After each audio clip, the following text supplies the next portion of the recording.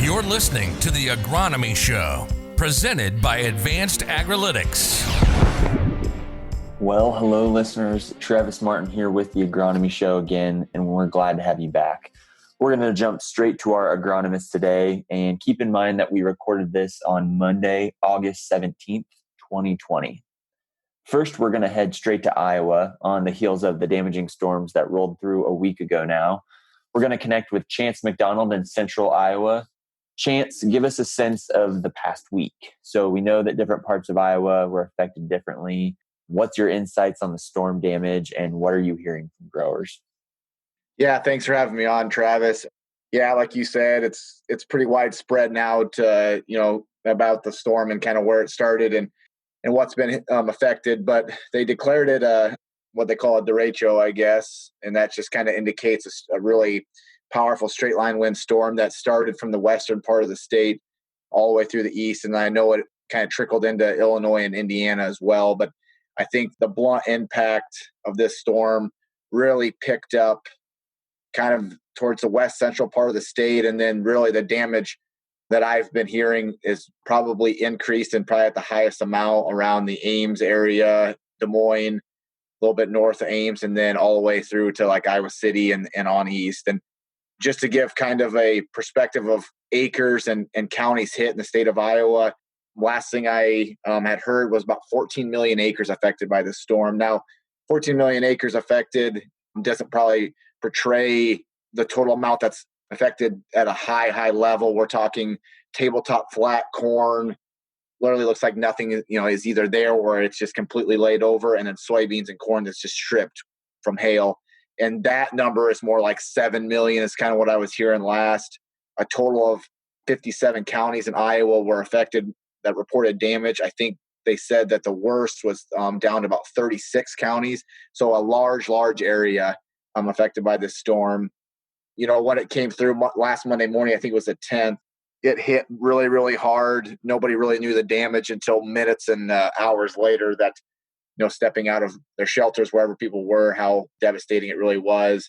A lot of our state is in the milk layer, the milk stage for the corn. Really crucial time for that ear fill. We're talking wind that stripped husks off plants and hail that just completely stripped into foliated soybeans and corn to really in those crucial times to really gain and set that yield for this coming fall. So, I think the damage, obviously it's been stated and talked about, and a lot of this stuff, people always talk about corn potentially going to stand, it'll stand itself back up at a certain level of damage. And I know that there's parts of the state as you probably move further west that are going to experience some of that. It could be a slow fall for them, but I think some of that's going to stand up as you're in kind of the central Iowa and moving east. There's a lot of these farms that I don't think you'll see stand back up. I think it's going to be a very big impact when it comes to the yield side of things.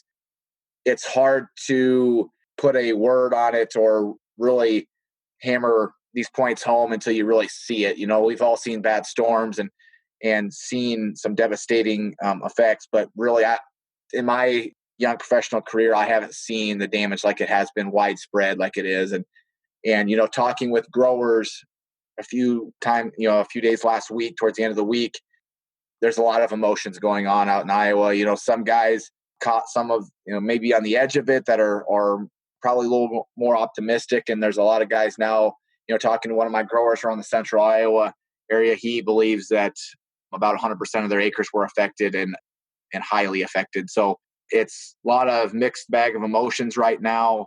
And we, moving forward, we're just going to continue to help out our growers as much as we can and make sure that we can do whatever we can to help this fall as we potentially look at a very slow moving fall with how these things are going to proceed. But we'll take small steps and figure it out hopefully as we go. Thanks, Chance, for that insight. It's important to keep those in Iowa in our thoughts as they continue to assess the damage. And we at the Agronomy Show are going to continue to keep you all updated on various parts of the state through the duration of the growing season and into harvest. With that said, our two other updates this week will be coming from Illinois and Indiana. We're going to start this week with Clay Crouse in Illinois. Clay, can you give us an idea of where your home base is and then a general region that you cover, plus give us a sense of a crop update as we're here in mid-August? Sure thing. Thanks for having me on the show.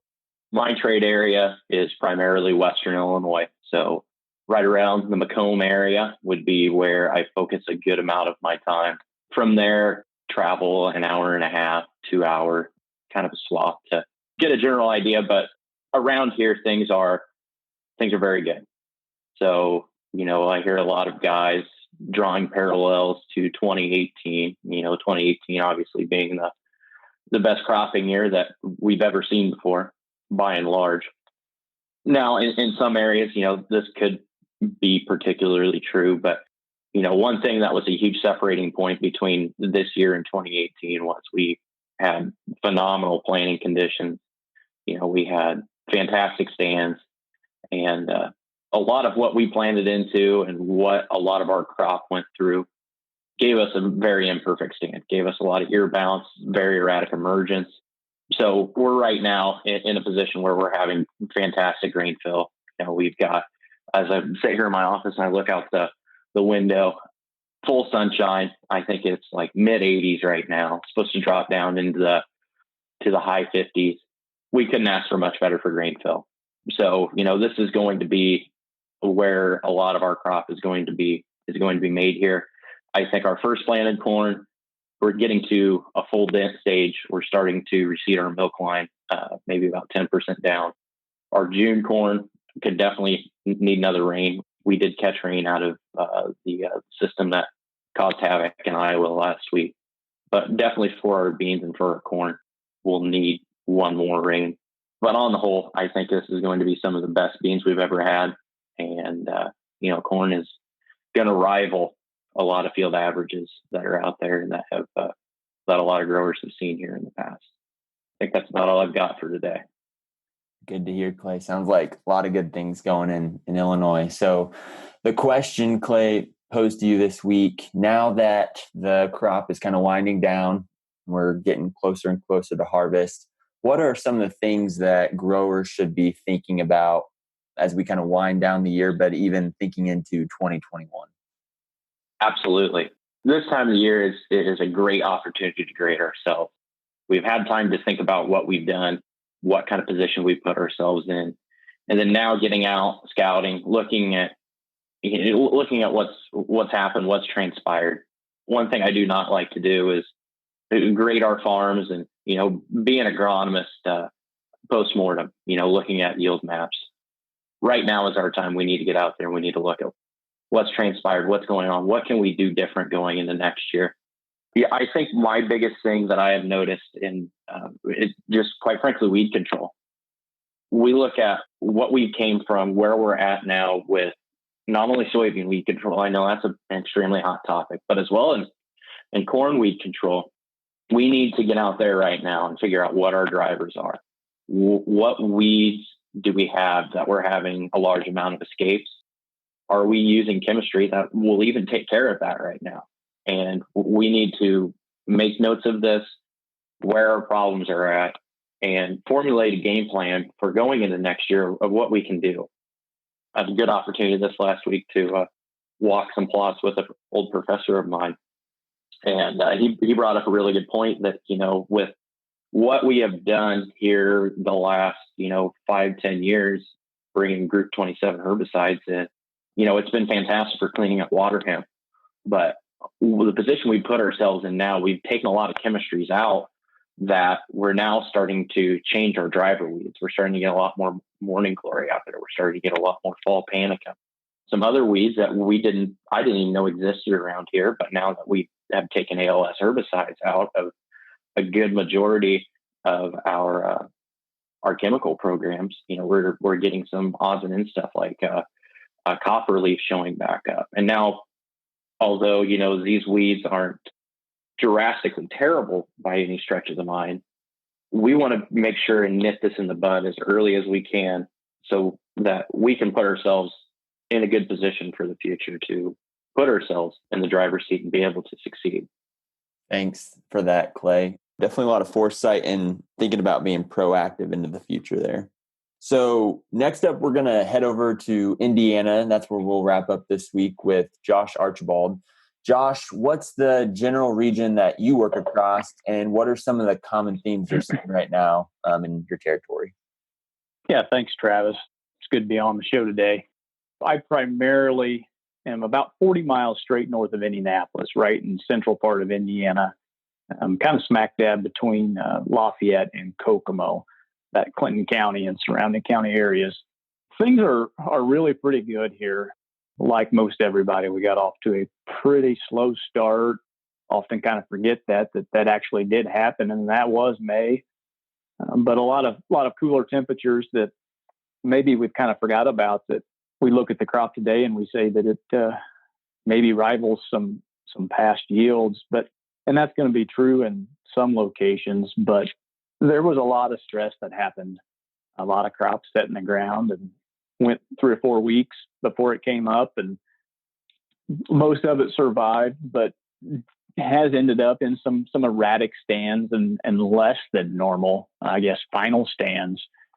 But all in all, pretty solid crop everywhere I go. Awesome. Thanks for that, Josh. So, Josh, the question for you this week, why, and this again comes from a grower, why am I seeing tip back on my corn when it seems like we've had cool to moderate temperatures and adequate rainfall? Yes, the age-old question is, the weather's been perfect. As I sit here and kind of look at my rain gauges, when I'm keeping track of, we've had average temperatures, mid-80s, not too many 90-degree days, cool nights, and adequate rainfall. And, we've had 2.5 inches here in August already. We probably had right around 3.5 inches in July. And we wonder why we see what we see. And as you start thinking back to that April and May time period, it really goes back to that crop needs to have a good day every day that it's in the ground. And with that early season stress, you end up with a lot of erratic ear placement. You don't have those carbon copy ears plant to plant. And then that translates back into at pollination time, you get a little unevenness plant to plant across the field. And then we did have a few nights there right after pollination, those 2 weeks post pollination, of where we had a lot of 90-degree days, stayed a little warmer at night, had a few nights that stayed up into the upper 70s, and really never let that plant slow down. So you add that stress in on top of that, that's just one more bad day. And now as we've gotten into this grain fill, a lot of this corn's moved in out of R3 into R4. And we always have to remember that corn, its main goal is to produce viable kernels. It believes it's going to produce kernels for reproductive purposes, has no idea that it may just be consumption.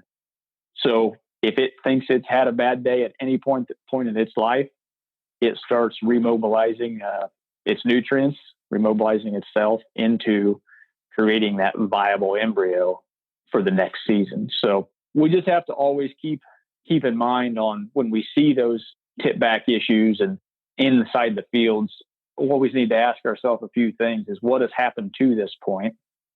What is the genetic expression? Is some of that genetic? Is it always environmental? And then inside of the field, where is that positioned in the field?